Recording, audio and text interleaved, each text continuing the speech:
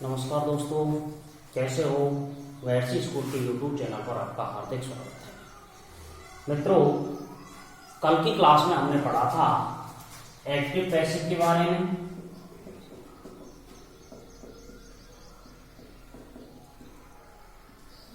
और हमने ये भी पढ़ा था कि एक्टिव पैसिव क्या होता है।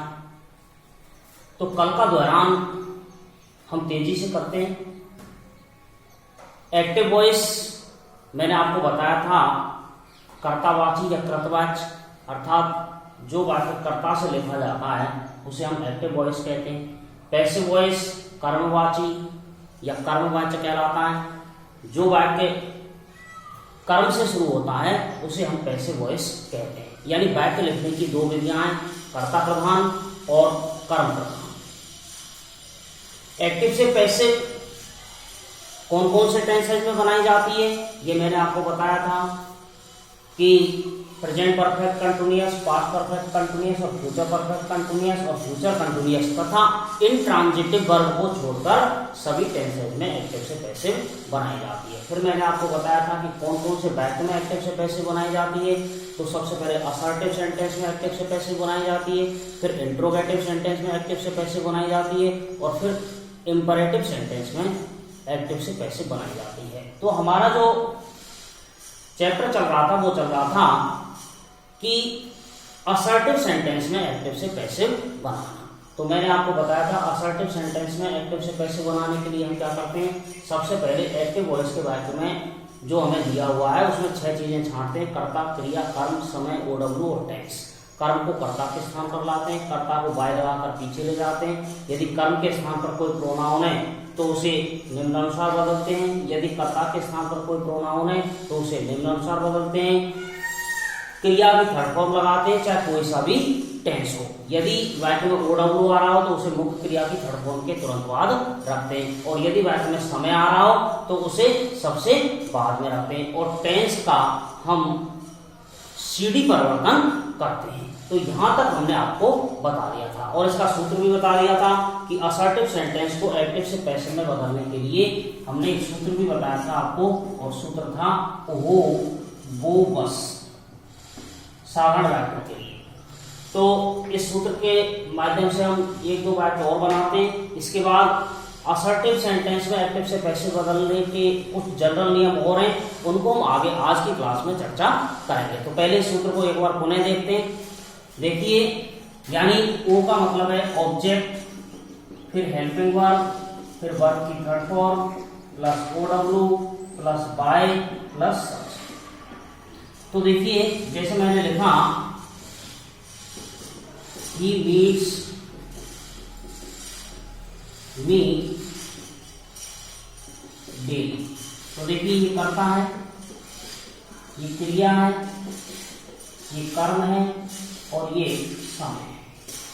टेंस इसमें ऐसे ही है सारा है, इसलिए प्रेजेंट इंडेफिनिट होगा। मैंने आपको बताया था जिन सेंटेंस में एच भी नहीं आती है, हेल्पिंग वर्ब नहीं आती और उनमें वर्ब की फर्स्ट फॉर्म या वर्ब की सेकंड फॉर्म आती है, तो वो दो ही टेंस होते हैं। यानी या तो प्रेजेंट इंडेफिनिट होगा या फिर वो पास्ट इंडेफिनिट होगा। पास्ट इंडेफिनिट और प्रेजेंट इंडेफिनिट में ही एच भी नहीं आता है, बाकी सभी टेंसेज में हेल्पिंग वर्ब का प्रयोग किया जाता है और हम हेल्पिंग वर्ब से ही उस वाक्य को पहचान लेते हैं कि ये कौन सा टेंस है। और मैंने आपको अंग्रेजी की पहचान भी टेंसेज में पढ़ाई थी, जिसमें आप आसानी से वाक्य को पहचान सकते हैं। तो इसमें ऐसा आ रहा है, ऐसा आ रहा है, प्रेजेंट इंडेफिनिट टेंस है। अब हमने सूत्र है ओ का मतलब सबसे पहले ऑब्जेक्ट लाओ, तो मी का क्या हो जाएगा, यहाँ पर आई हो जाएगा। फिर हेल्पिंग वर्ब ले आने के लिए सबसे पहले ये देखेंगे कौन सा टेंस है, प्रेजेंट इंडेफिनिट है।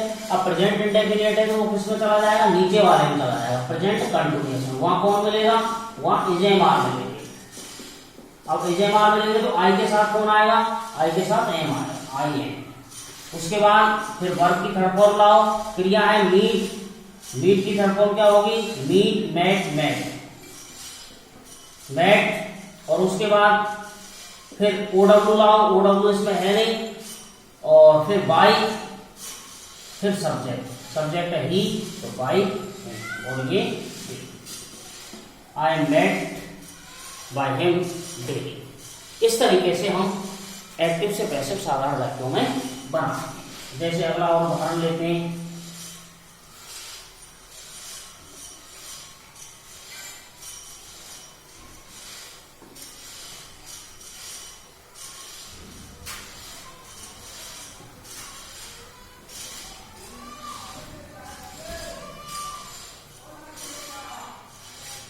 जैसे देखिए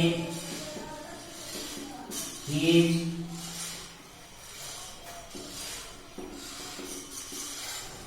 giving me a pen।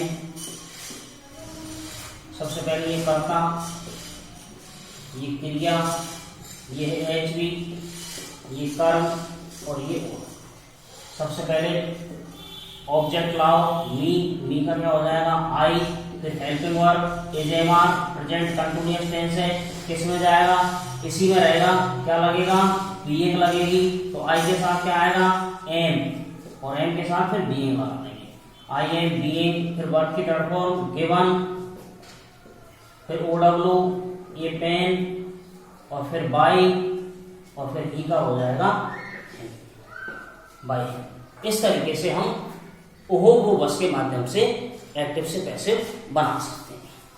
तो आप सभी टेंसेस के उदाहरण स्वयं करिएगा, उदाहरण निकाल करके उदाहरण के थ्रू आप प्रैक्टिस करिए ताकि आप आसानी से इन्हें बना सकें, क्योंकि नियम याद होने के बाद प्रैक्टिस मेक्स मैन परफेक्ट। अभ्यास से ही मनुष्य कुशल होता है।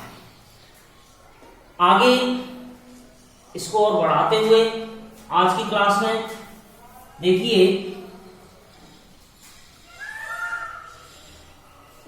अगला नियम है, यदि वाक्य में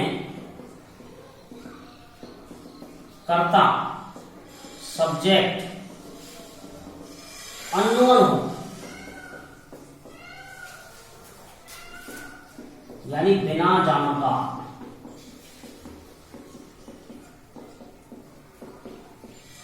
हो तो उसे बाय लगाकर पीछे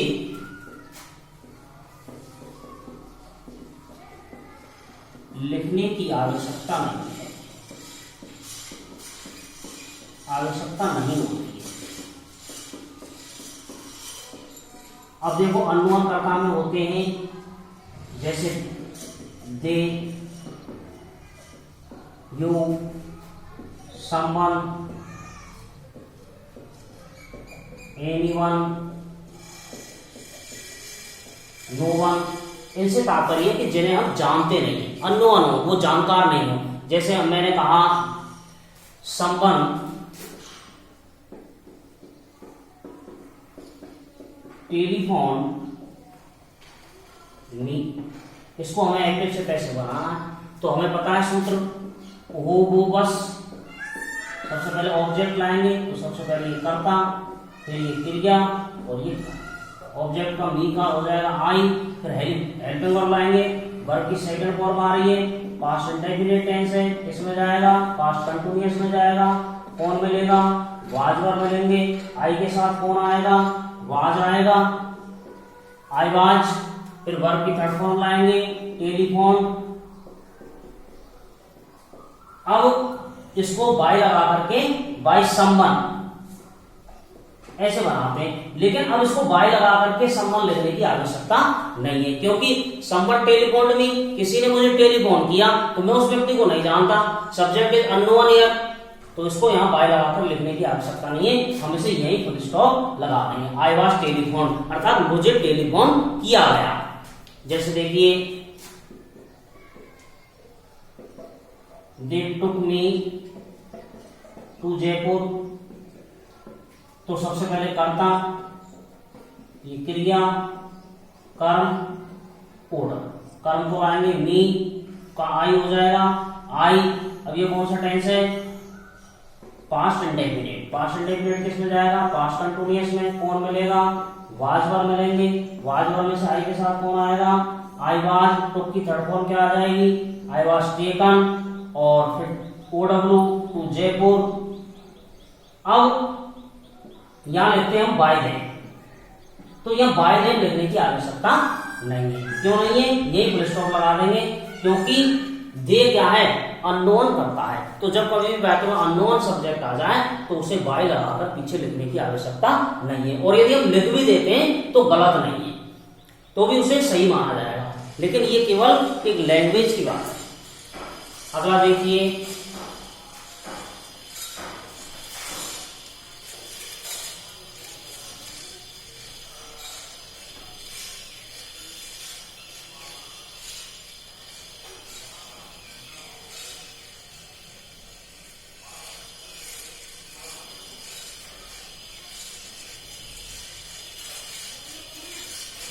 यदि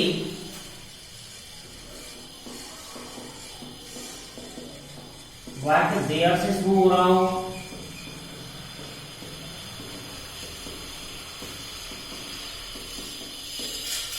तथा उसकी पैसिव बनानी हो तो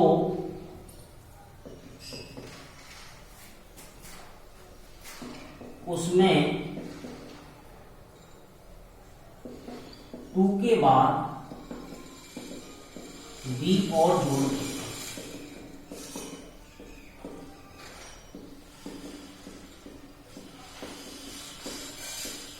जैसे मैंने लिखा देयर इज नथिंग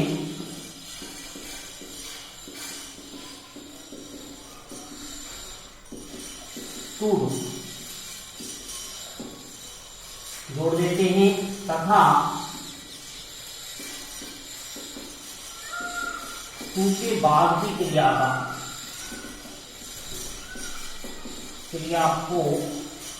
की थर्ड फॉर्म करते हैं।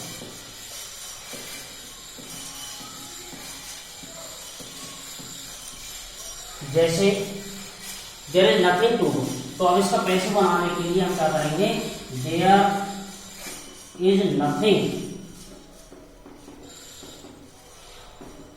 To be done. तो यहाँ टू वर्ब टू को टू बी में परिवर्तित कर दिया। इस तरीके से देयर वाले वाक्यों की हम एक्टिव से पैसिव बनाते हैं। अगला है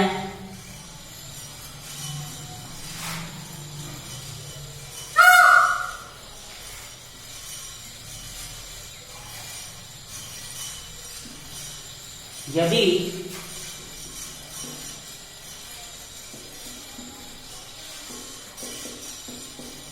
दो वाक्य दिए हो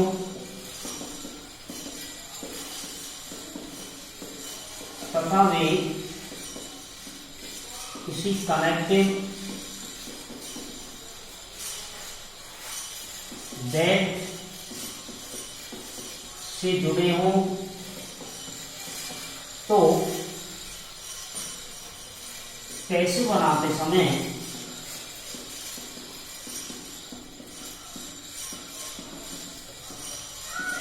दैट से पहले वाले वाक्य को हटा देते हैं तथा उसके स्थान पर इट इज सेड दैट लिख देते हैं।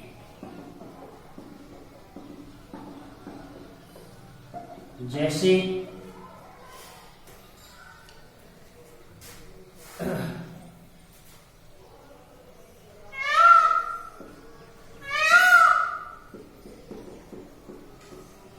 I know that smoking is injurious to health, ये लिखा हुआ है। तो हम यहां से इस वाक्य को हटा देंगे और इसकी जगह लिखेंगे it is said that smoking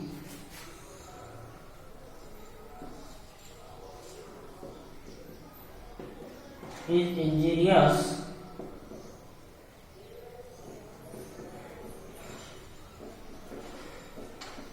to health। तो इस तरीके से कनेक्टिव वाले वाक्यों की एक्टिव से पैसिव बनाते हैं। अगला है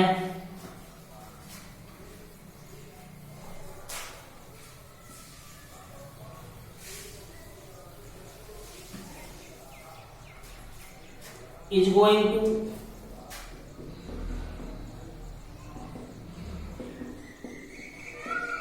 am going to,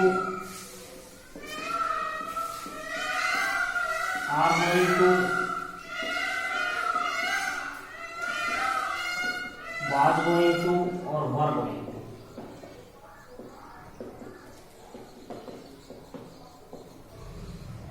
वाले वाक्यों की पैसिव वॉइस बनाना।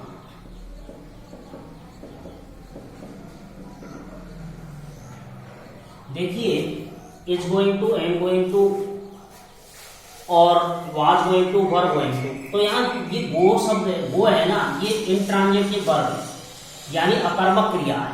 लेकिन इसके बाद जब टू आ जाता है और टू के बाद जब दूसरी क्रिया आ जाती है तो वो इंट्रांजिटिव से ट्रांजिटिव वर्ब में परिवर्तित हो जाती है, और उसके लिए हम किस तरीके से एक्टिव से पैसिव बनाते हैं, उस स्थिति में हम टू के बाद बी और जोड़ देते हैं तथा दूसरी वर्ब की सेकंड फॉर्म कर देते हैं। बाकी के नियम वही के वही रहते हैं। जैसे देखिए he is going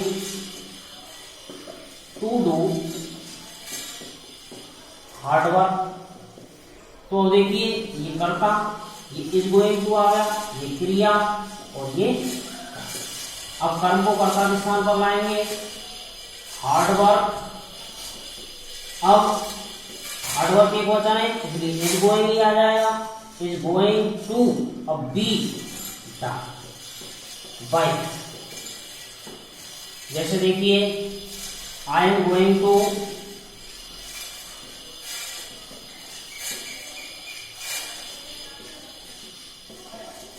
make a film, इसको बनाएंगे। सबसे पहले करता, ये एम गोइंग टू आ गया, इसके बाद ये क्रिया और ये कर्म आ गया, तो कर्म को लाएंगे, ये फिल्म, ये फिल्म। अब यहाँ एम गोइंग टू आई के हिसाब से आ रहा था, तो यहाँ इज आ रहा है। ये फिल्म क्या है, एक वचन है, तो एक वचन में यहाँ इज आया। ये फिल्म इज गोइंग टू, फिर टू के बाद बी लगा देंगे, टू बी मेड बाय। इस तरीके से इज गोइंग टू वाले वाक्यों की एक्टिव से पैसिव बनाई जाती है। अगला है मॉडल वर्ब वाले वाक्यों की पैसिव बनाना।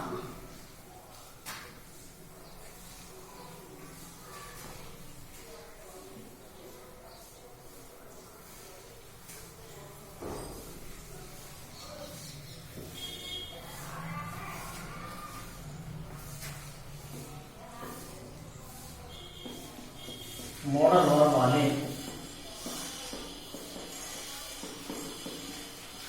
वाक्यों की पैसिव बनाना।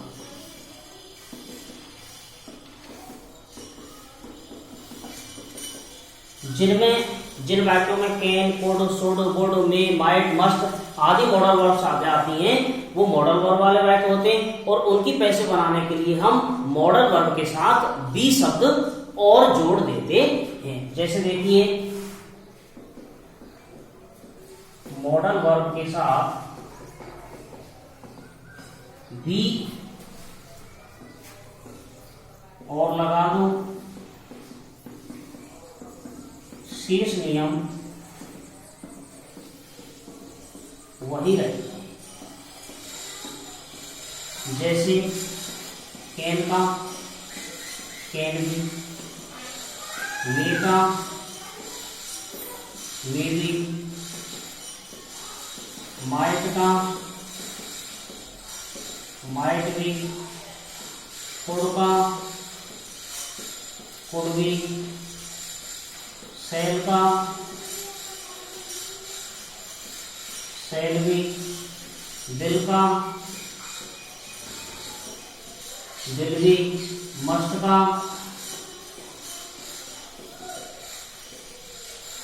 मस्त। जैसे देखिए he can lift this box, ये। अब हम इसकी पैसे बनाते हैं। सबसे पहले करता, ये मॉडल वर्ब है, ये क्रिया है, ये कर्म, तो कर्म को लाएंगे, वो बस से बना दो। पहले ऑब्जेक्ट लाओ, तो दिस बॉक्स, फिर हेल्पिंग वर्ब आ गई कैन, तो कैन में कैन भी हो जाएगा, कैन भी, और वर्ब लाओ लिफ्ट, तो लिफ्टेड बाय। जैसे देखिए I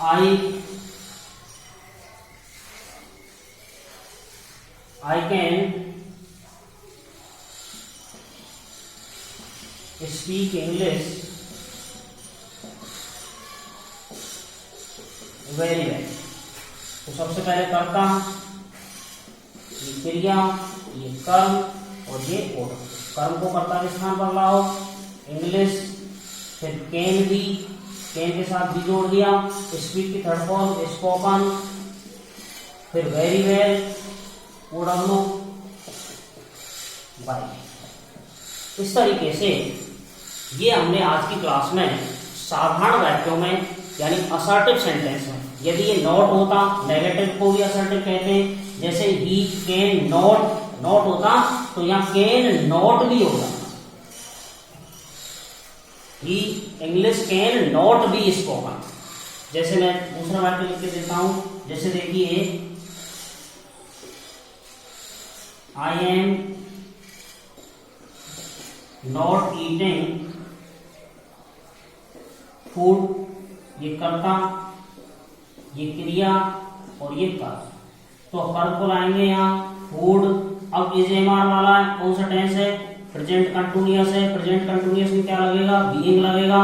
तो फूड इज नॉट बीइंग। फिर ईटन बाय। तो इस तरीके से जो नॉट है उस नॉट का हमेशा ध्यान रखना है। यदि वाक्य में बी, बीइंग या बीन आ रहा हो तो नॉट इनसे पहले लगता है, यानी बीन इनसे पहले बजाई, वो नॉट इनसे पहले लगाया जाता है, यानी बीन नॉट के बाद बजाई जाती है। ये आपको ध्यान रखना है यदि वाक्य नकारात्मक आ जाए तो। और यदि उसमें बी, बीइंग, बीन नहीं आ रहा है तो फिर हेल्पिंग वर्ब के तुरंत बाद नॉट लग जाएगी। जैसे हैज है तो हैज नॉट आ जाएगा, और यदि हैज बीन है तो हैज नॉट बीन आ जाएगा, जैसा कि आप टेंसेस में भी पढ़ चुके हैं। तो दोस्तों आज की क्लास में इतना ही।